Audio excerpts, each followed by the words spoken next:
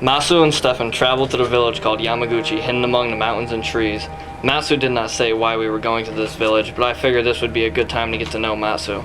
So we begin our hike up the steep mountains and forests to the mysterious village. Yamaguchi is also called the village of lepers. These people left their families, hopefully they died peacefully.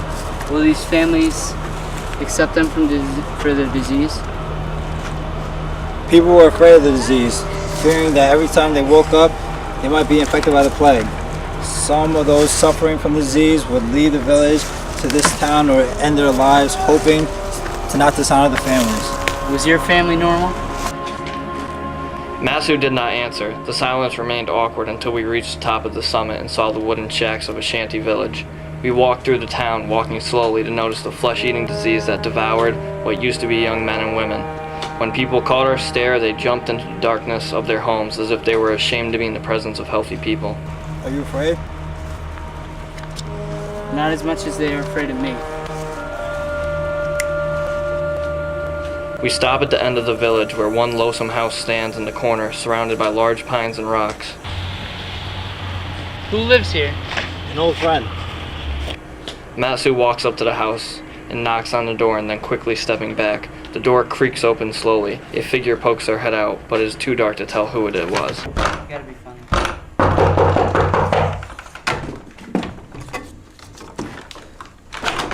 Sachi, it's me, Matsu. Matsu, who is that? An old friend. The figure opens the door, casting light into the dark house, revealing the figure. She was a tall woman in a gray kimono, with her face covered by a black veil, hiding all other characteristics of her.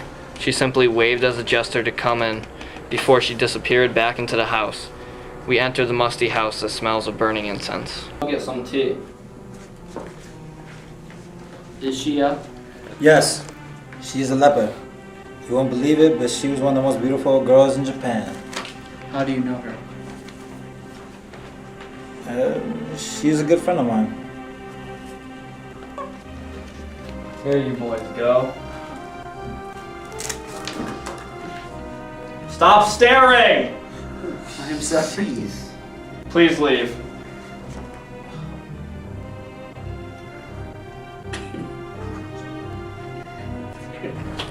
She places the cup on the table, and during her movement, her veil loosens and falls from her face.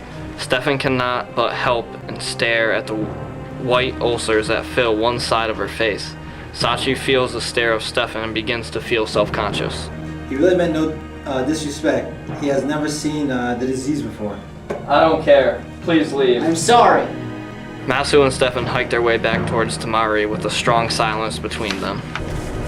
Matsu, I'm sorry I ruined the day and upset your friend. It is not your fault. You have never seen this disease before, and you do not know how to react.